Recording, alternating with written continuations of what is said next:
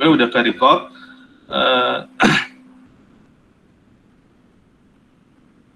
Bapak akan tampilkan pelajaran apa yang mau kita bahas selama 1 tahun ini. Ada di e-book. E-booknya belum Bapak upload ya. Bentar.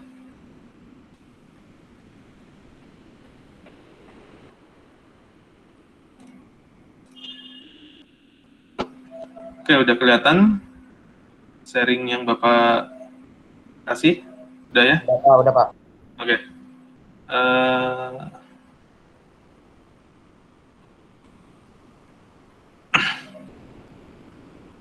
Oh ya, sebelumnya Bapak ini lagi ngebuat laman web. Nanti ada beberapa ringkasan materi, jadwal, atau ada pembagian rapot dari orang tua kamu, bisa di-download di sini. Ini masih belum jadi, ini untuk kelas pemrograman dasar ya. Jadi nanti Bapak akan share kalau udah jadi. Tunggu ada beberapa pertemuan sampai di akhir semester tanggal berapa untuk MM2 sampai 21 Desember. Untuk link absensi bisa klik di sini. Untuk materi juga udah Bapak upload sebagian. Misalnya di sini nanti kamu bisa download sendiri, ada e-book semester 1 dan ini ada di semester 2. Oh ya, terkait dari buku ya. Buku ini kan kemarin yang nyaranin itu Kak Komli ya. Pak Aswar ya? Benar nggak? Iya, Pak. Nah, kemarin kan ada miskomunikasi antara orang tua atau wali murid dengan saranan buku yang dikasih sama Pak Aswar.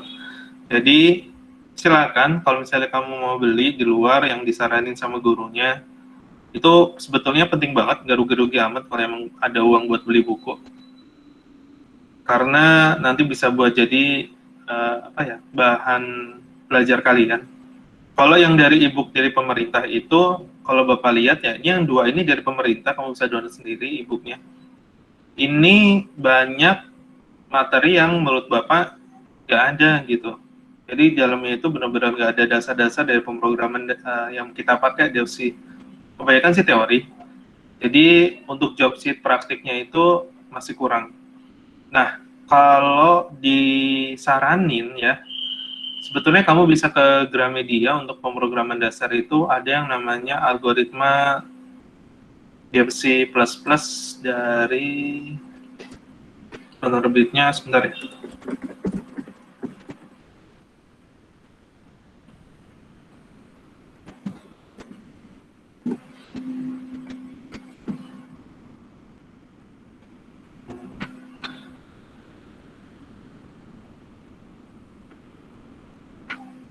Nah, kurang lebih itu covernya kayak gini.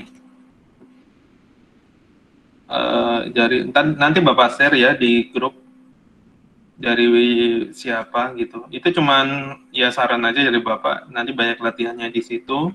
Kamu bisa berarti khusus C++-nya pakai buku itu. Nah, kalau untuk yang teori dan yang dari pemerintah itu udah Bapak upload. Silakan nanti bisa di-download atau nanti Bapak kasih di Classroom ya.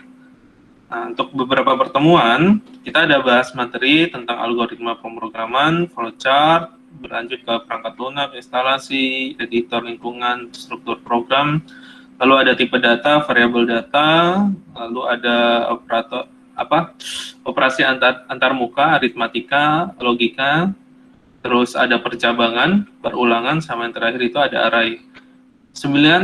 9 materi ini akan kita bahas selama 1 semester. Ini ada beberapa yang belum Bapak upload ya, tentang bahan materinya, PPT nanti bisa di-download.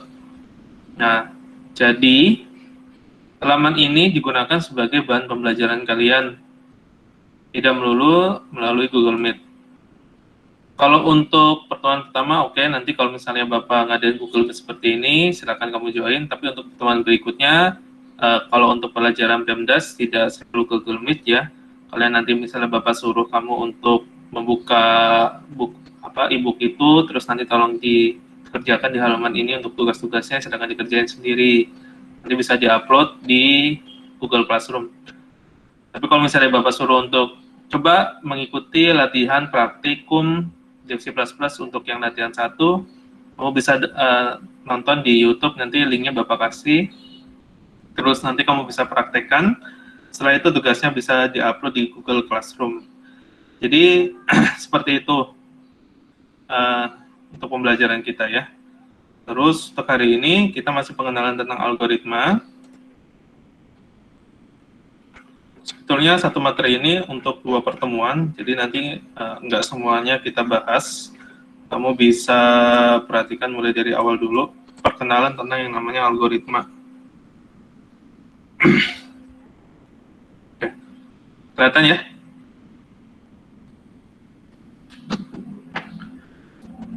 Nah, yang mau kita bahas tentang dasar-dasar algoritma. Algoritma itu sebetulnya udah ada di zaman dulu, seperti perhitungan matematika dan alur-alur langkah-langkah itu sebetulnya sama, yaitu disebut dengan algoritma. Kenapa kita harus belajar algoritma terlebih dahulu? Karena algoritma ini adalah dasar kita membuat program. Program itu nggak bakal jalan kalau perintahnya nggak jelas. Harus dimulai dari yang namanya deklarasi, lalu ada mains dari perintah awalnya dulu, lalu diubah menjadi langkah-langkah kerjanya, setelah itu baru diproses. Kalau tidak berurut seperti itu, tidak ada alur flowchart-nya juga, maka program itu nggak jelas. Artinya, kalau misalnya kita pakai, siapa tahu misalnya kita klik start, tiba-tiba exit, atau misalnya kita mulai buka materi, tiba-tiba kuis. Nah, itu adalah struktur program yang perlu kita bahas. Jadi program komputer itu sebetulnya udah ada dari zaman dulu ya. Bahasa pemrograman itu banyak. Ada C, ada bahasa I/O, ada yang lain-lain. Cuma bahasa pemrograman C itu adalah dasar banget. Nah, aplikasi yang kita pakai itu sebetulnya banyak untuk bahasa C. Ada Boolean C, ada yang lain-lain. Kita menggunakan DevC, DevC++. Yang namanya program komputer itu yang ngebuat siapa? Ya manusia juga gitu. Makanya segala aplikasi itu bisa digunakan di komputer, yang membuat itu seorang programmer. Programmer itu gunanya hanya memindahkan bahasa kita atau perintah kita. Misalnya kita mau nuang kopi ke dalam bahasa pemrograman yang ada di komputer biar kebaca I/O-nya. Kalau misalnya sudah jadi, itu disebut dengan program. Nah, sebetulnya dalam membuat program itu ada 2 peranan yang penting. Ada yang namanya programmer, ada yang namanya sistem analis. Sistem analis itu di atas programmer. Nah, itu yang dibayar lebih mahal dibanding programmer. Sistem analis adalah orang yang biasanya punya IQ tinggi. Dia ngelola gimana caranya alur ini, dan jadi sebuah program. Di dalam sebuah rumah developing atau rumah yang membuat program, itu biasanya pekerjaannya per job. Nah, per jobnya itu biasanya ada tendernya. Misalnya, Pak, tolong buatin aplikasi sistem ujian buat sekolah. Tendernya 20 juta. Maka akan dibuat oleh seorang sistem analis sama programmer. Misalnya ditargetin bisa ngebuat untuk misalnya bisa dibuat selama 3 bulan. Berarti selama 3 bulan itu dia dibayar 15 juta. Nah, untuk pembagiannya, sistem analis itu gajinya lebih besar dibanding programmer. Di sini, kalau misalnya kamu mau menjadi seorang sistem analis, kamu harus melampaui dulu jadi seorang programmer. Nah, kalau kamu ingin belajar programmer lebih fokus ya, nanti kamu bisa kuliah di TI. Kuliah di TI juga sebetulnya itu umum, nanti kamu bisa ngambil konsentrasi RPL. Kalau kamu udah ngambil konsentrasi RPL, insya Allah kamu suka bahasa pemrograman, kamu bisa ngelamar kerja di perusahaan yang pengembang developer aplikasi.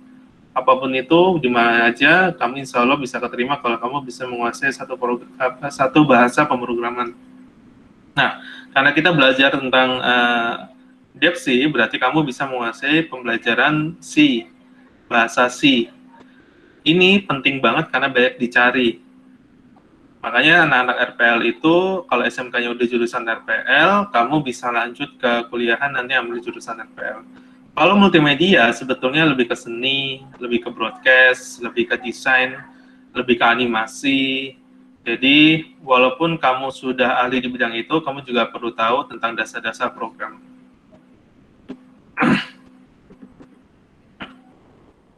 Komputer itu nggak punya kemampuan buat memberikan solusi ya. Kalau misalnya dia nggak ngerti, pasti ngehang. Makanya ada yang disebut dengan program. Supaya mempermudah, misalnya kita menggunakan penggunaan komputer ya, makanya seorang ahli yang dinamakan Bill Gates, dia bikin Microsoft dan Windows, sehingga mempermudah kita menggunakan aplikasinya. Kalau misalnya Steve Jobs dia punya Apple, yang udah terkenal karena juga mahal ya, itu penggunaannya beda dengan Windows. Windows itu sebetulnya berbayar, yang gratis itu adalah Linux. Cuma Linux bahasanya lebih susah, dan penggunanya juga lebih susah. Misalnya gini, ada aplikasi berbentuk .exe, itu nggak bakal bisa dijalanin di Linux, karena beda program gitu. Dan sebagian besar itu umumnya kita menggunakan Windows. Jadi sebetulnya itu ada di pelajaran kelas 10 ya, kalau dulu itu di pelajaran sistem operasi. Kalau sekarang kayaknya udah nggak ada, nanti kamu bisa belajar di mapelnya KJD Pak Aswan. Oke. Contoh algoritma misalnya kamu bangun pagi, lalu kamu makan, setelah itu kamu belajar, setelah belajar nanti kamu makan siang, habis itu kamu istirahat tidur, sorenya misalnya main, malamnya tidur lagi, itu sebuah algoritma aktivitas kamu. Nah itu semuanya harus terekam.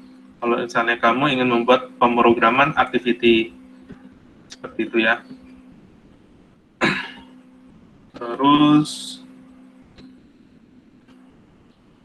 nah program itu didasarkan dari ide.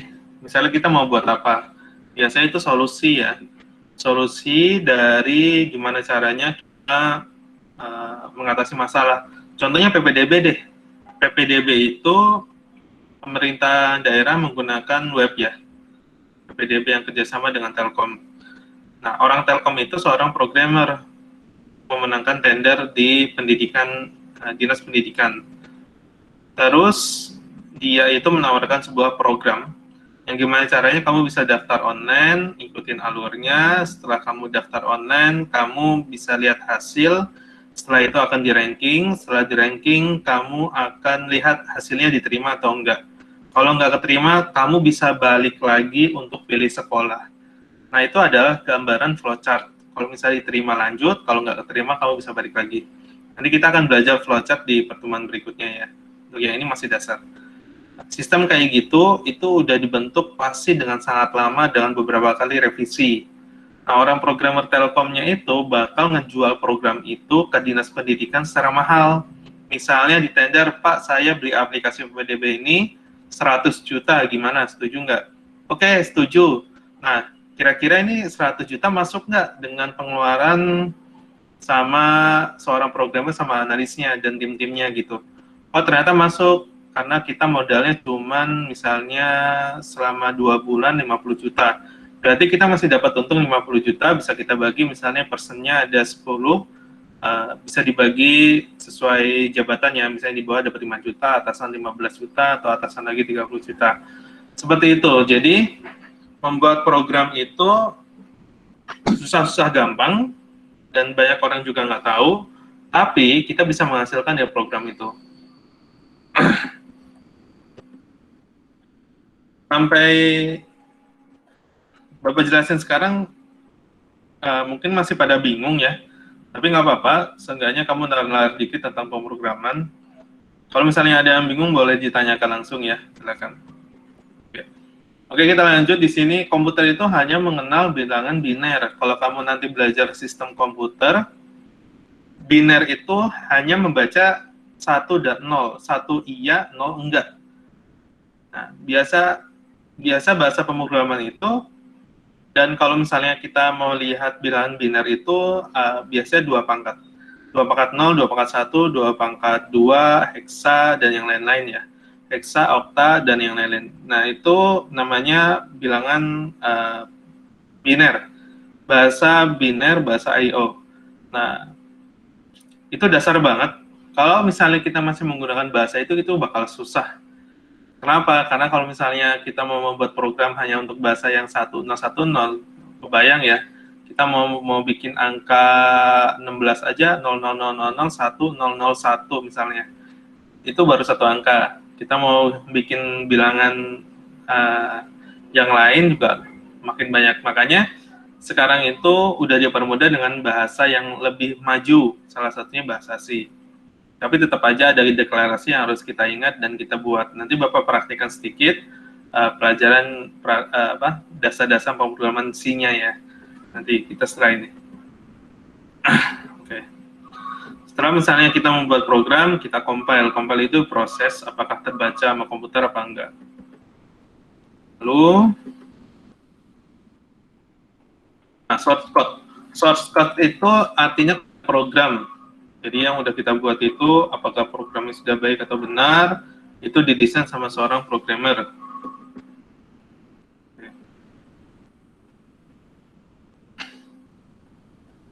Nah, secara proses sebetulnya banyak banget ya. Ini pelajaran dasar sistem komputer. Ada yang namanya input komputer, lalu ada proses, ada output, penyimpanan data. Oke, kita bahas tentang algoritma. Algoritma itu secara logis urutannya tadi udah pernah Bapak bahas. Misalnya kita mau menuangin kopi, urutan-urutannya gimana? Kita ambil gelasnya dulu, habis itu kita ambil kopinya, lalu bahan-bahannya karena udah kita buat, bahan itu namanya deklarasi. Kita buat urutan langkah-langkah kerjanya.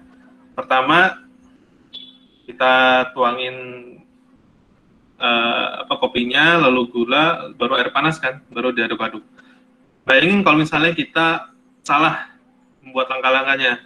Misalnya kita nuangin air panas dulu, lalu tapi bisa juga sih ya. Maksud yang lain ya, misalnya kita mau nuangin sirup, padahal kita pengennya kopi. Bukan kopi yang dituangin, nah itu udah salah. Nah, seperti itu untuk bahasa pemrograman, jadi kita nggak boleh salah.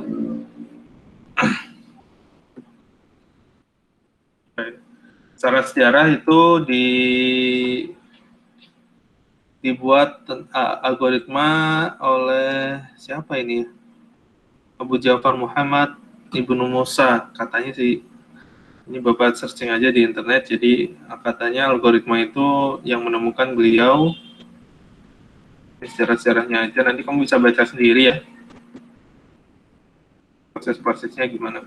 Oke, ya, contoh misalnya membuat telur mata sapi.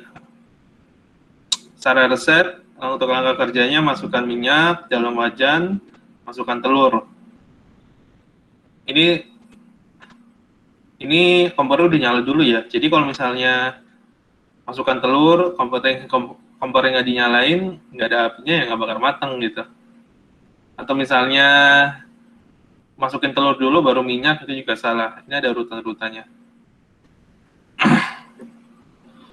Oke, ini ada beberapa kasus contoh ya. Kasus 1, ini ada 2 ember, ada 2 buah ember. Ember A berisi air berwarna merah, lalu ember B berisi air berwarna biru. Bayangin aja dulu. Nah, bagaimana algoritma untuk menuangkan air berwarna merah dari ember A ke ember B, dan air berwarna B dari ember B ke ember A. Jadi tuangin ya, antara ember A yang merah, ember B yang biru. Gimana cara langkah-langkahnya? Oke.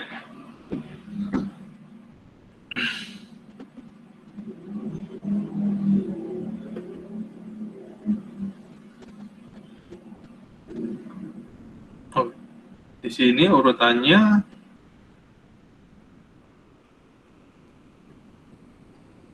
tuangkan air berwarna merah dari ember A ke ember C. Oh, di sini menggunakan 3 ember. Jadi kalau mau kita tuang ke ember yang ketiga, kita tuang dulu ke ember yang kedua, berurut. Kalau mau ke ember ketiga jadi kedua, dituang dulu ke ember ketiga, nanti berurut lagi. Oke. Contoh lain deh yang lebih gampang. Misalnya di sini ada algoritma menghitung luas segitiga. Gimana cara hitung luas segitiga itu kan alas kali tinggi bagi 2 ya. Jadi hitung alasnya dulu kita hitung, tingginya baru, nah hasil akhirnya ada dikalikan alas kali tinggi dibagi 2, dibagi 0,5 ya, sama aja sih. Oke. Jadi kurang lebih seperti itu ya tentang pertemuan pertama ini dulu. Nanti untuk pertemuan keduanya kita bahas tentang flowchart. Flowchart itu alur-alur bagannya ya. Oke, tapi sebelumnya ini Bapak kasih lihat dulu. Nah ini contoh urutannya. Nanti sebelum kita membuat program, beberapa pasti ada urutannya. Misalnya ada resep puding mutiara, ada judulnya dulu, baru kita lihat bahan-bahannya. Bahan-bahan ini bagian deklarasi. Jadi yang harus dipersiapkan dulu sebelum kita bikin program atau bikin puding. Setelah itu nih resep. Resep itu deklarasi, dari deskripsi langkah-langkahnya ya. Langkah-langkah dari deklarasi, jadi setelah itu baru jadi program.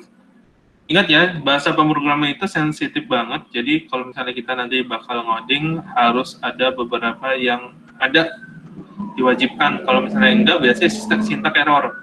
Kalau syntax error nggak bisa dikompil, maka nggak jadi program. Seperti itu.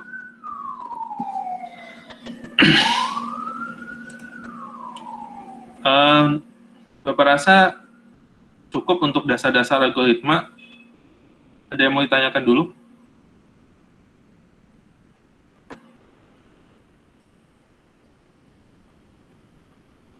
Mungkin masih bingung ya, karena ini benar-benar awal dari pemrograman. Tapi nggak apa-apa, yang penting kamu udah tahu yang mau kita pelajarin apa.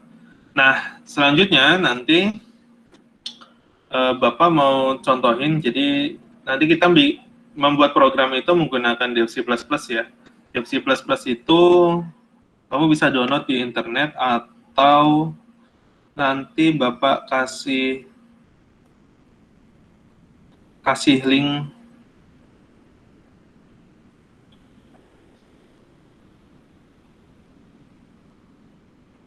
di webnya ya. Oke. Di sini kayaknya ada downloadnya deh. Oh iya. Di sini nanti kamu bisa download di aplikasi DevC. Diklik aja terus nanti di download. Terus nanti diinstal ya. Kita akan coba praktik nanti di pertemuan kedua nanti. Yang sekarang sebagai gambaran, kamu bisa lihat contoh program yang mau kita buat selama pembelajaran Pemdas itu apa. Coba buka dulu devc-nya. Setelah diinstal akan muncul seperti ini. Ini seri 5.11 ya. Untuk membuat pemrograman awal, ini kelihatan ya? Kelihatan semua ya? Pak, maaf, tapi saya gelap, Pak. Oh, gelap, sorry. Bentar. Gelap, Pak. Iya.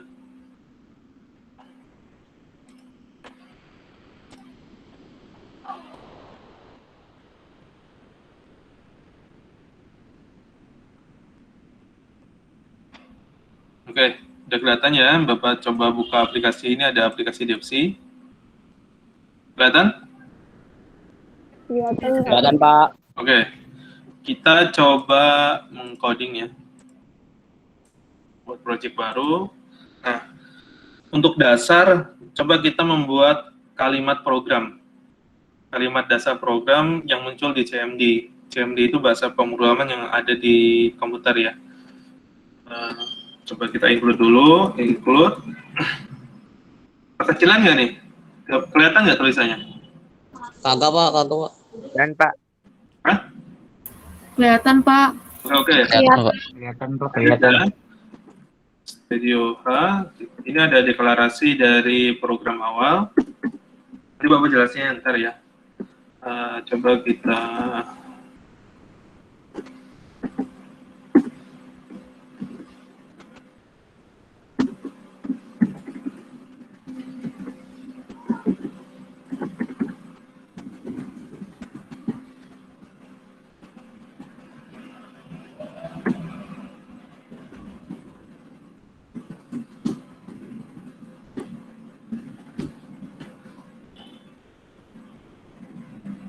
Oke, kita save.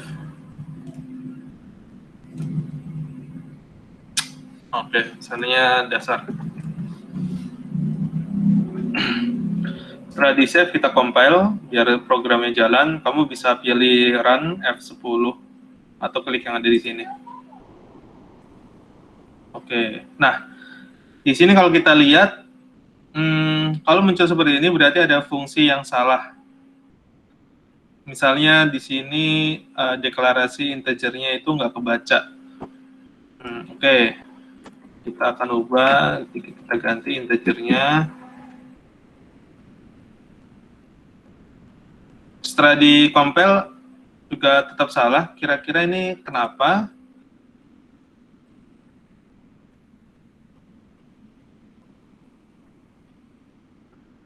Oke. F function.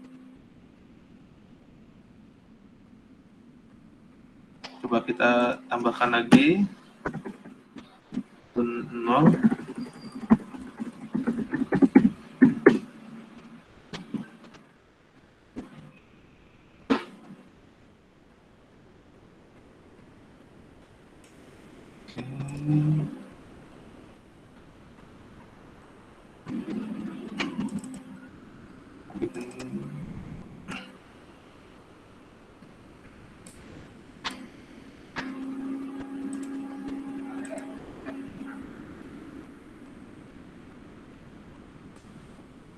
Kenapa nggak bisa jalan ya? Coba dicek dulu. Seharusnya udah jalan karena ini bahasa. Nah ini, jadi bahasa C itu sangat sensitif. Kalau misalnya ada yang nggak sesuai itu dia nggak mau jalan. Oke. Nah, ini coba kita jalankan. Muncul ya.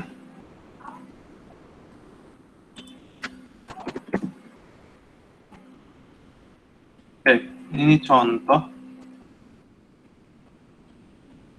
Sebenarnya nggak ada perbedaannya dari yang tadi. Kita ingin menampilkan tulisan, kita bisa menggunakan printf. Kenapa yang ini nggak bisa?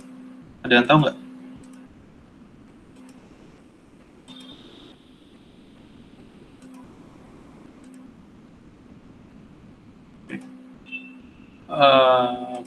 Oke. Kamu di compile.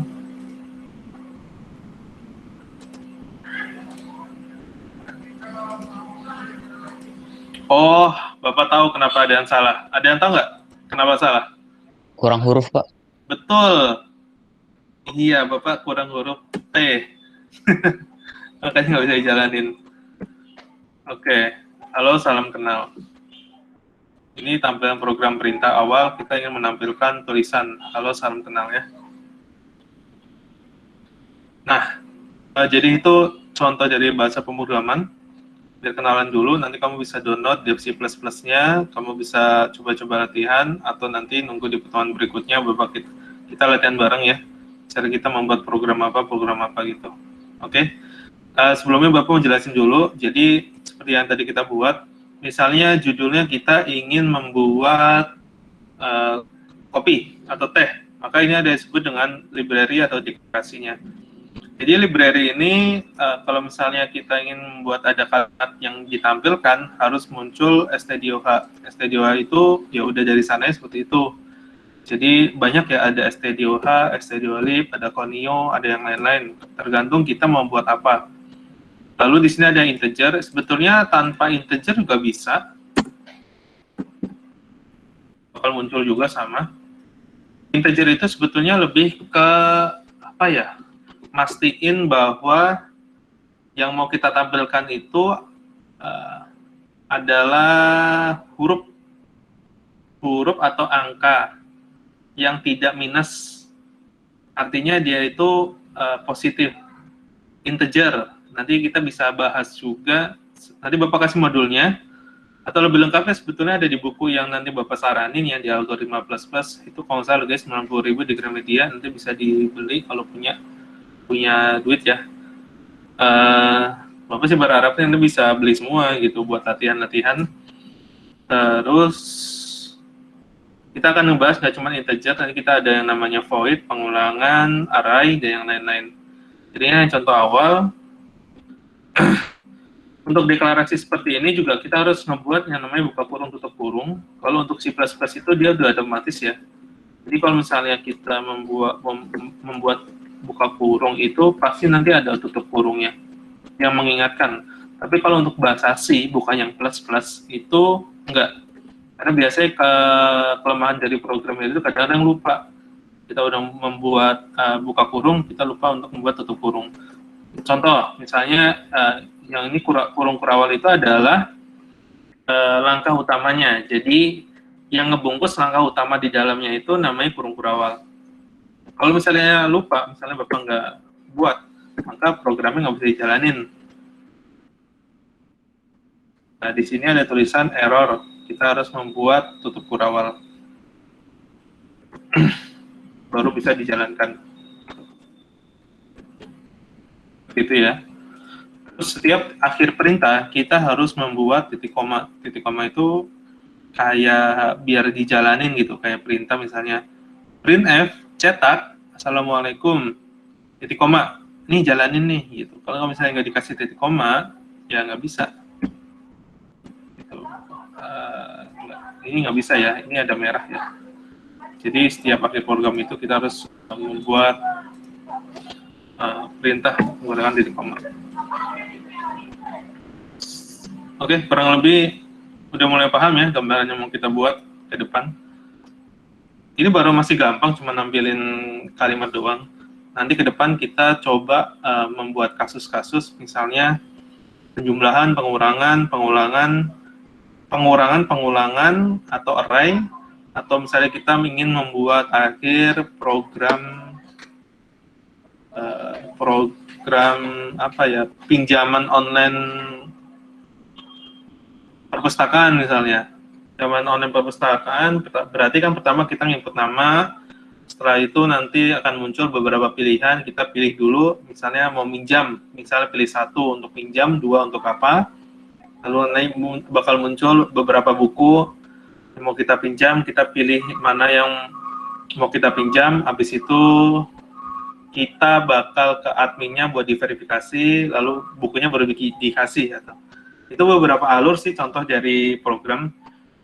Atau misalnya kita mau buat mesin ATM, pertama kita masukkan, tolong masukkan misalnya nomor rekeningnya, setelah diinput misalnya benar, karena database-nya itu juga kita buat dulu di dalamnya, beberapa angka, mana yang kebaca. Setelah itu nanti akan muncul misalnya kita mau ngambil uang berapa, 100, 200, 300, lalu bisa kita perintahkan. Ya, semua itu pasti yang namanya pemrograman dibutuhkan ya. Alur-alur kayak gitu, biar kita bisa membuat program dengan baik. Jadi kurang lebih udah ada gambarannya. Kita mau belajar apa, tolong nanti dipersiapkan, diinstal, terus nanti kita bisa latihan beberapa praktik ya. Oke?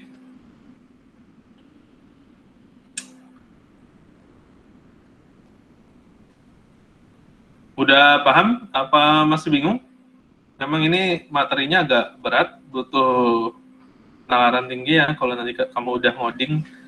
Jadi minimal kalau kamu telaten, insya Allah bisa. Iya Pak, masih agak sedikit bingung sih Pak. Ya nggak apa-apa, wajar kok. Jadi dulu juga Bapak juga gitu. Tapi waktu awal-awal dulu Bapak justru dari SMA jurusan IPA ya, tiba-tiba masuk kuliah TIK. Pasti tanya dosen, ada yang bisa ngerimping nggak? Bapak masih bingung tuh, ngerimping apa lagi? Oh ternyata ngebuat kabel RJ biar bisa dikonekin antara komputer satu dan komputer yang lain. Itu Bapak masih nggak ngerti gitu, apalagi pemrograman tentang DFC dan yang lain-lain. Makanya nanti biar terbiasa, kita banyak latihan, jadi bisa. Nah itu cikal bakal dasarnya dulu. Kalau kamu itu udah kenal, udah bisa, nanti kamu bisa lanjut. Kalau misalnya mau jadi programmer, bisa fokus buat bikin aplikasi. Memang kerjanya itu, biasanya programmer itu nggak waktu ya. Kadang misalnya dia dapat inspirasi, tengah malam bangun, kerjain, ya ada teman-teman Bapak kayak gitu. Atau misalnya lagi ke belakang baru ada gambaran solusinya kayak gimana, kayak itu juga ada. Jadi itu pilihan kalian. Kalau misalnya kalian mau ahli di bidang programmer itu silakan, atau mau yang ahli di desain animasi itu silakan. Jadi bukan berarti kalian harus jago semua. Jago cukup satu, bisa itu untuk semua. Kalau ditanya programan bisa, dasar, desain bisa. Kalau misalnya kamu jago di animasi saya jago gitu. Jadi ada beberapa keahlian yang harus kalian miliki biar nanti kamu lulus ada bekal gitu. Kalau ditanya kamu tanya lulus dari SMK Multimedia bisa apa? Nggak tahu. Kalau dijawab nggak tahu, ya siapa yang mau ngelamar kerja juga? Siapa yang mau ngerekrut gitu? Makanya kamu harus pede juga, kamu harus punya satu kemampuan. Bapak masih belum tahu ya di sini dari sekitar misalnya ada 30-an orang yang misalnya Fatin jago di programmer, Bapak juga belum tahu, atau misalnya Naila jago di desain juga Bapak belum tahu. Jadi gunanya SMK itu ada cari tahu sendiri kamu suka di bidang apa. Oke? Biar bisa dan jago, walaupun sekarang nggak bisa, ya harus tekun kalau mau difokusin. Ya. Bapak rasa cukup dulu untuk pertemuan pertama. Udah sampai jam 10:30. Habis ini ada pelajaran apa? IPA. Fisika Jam sama berapa? Pak Ana, Pak. Banyak. Habis selesai pelajaran Bapak ini. Jam setengah 11 ya? Iya. Oke. Terima kasih. Hari ini Bapak cukup buat nyampain materi dulu ya. Biar kalian bingung juga. Nanti biar nggak bingung, kamu bisa download materi, bisa baca-baca di rumah. Tugasnya adalah, bagi yang sudah punya laptop, kamu download dan install Dev C++. Setelah itu nanti pertemuan berikutnya kita coba bisa latihan-latihan ya, untuk membuat program-program dasar dulu, penjumlahan, pengurangan, perkalian, atau misalnya kita mencari program bikin luas tabung, luas atau volume tabung, atau yang lain-lain. Nanti dari situ kita baru masuk ke materi-materi berikutnya. Sudah tahu ya gambaran kita pembelajaran ini mau apa? Jadi tolong dipersiapkan, khususnya bagi yang belum punya laptop, silakan temennya buat kerja bareng. Kalau nggak ada, cari-carilah gimana caranya ya. Karena ini kita belajarnya ya pakai laptop gitu. Oke, ada yang mau disampaikan ke Bapak? Atau ada yang mau nanya?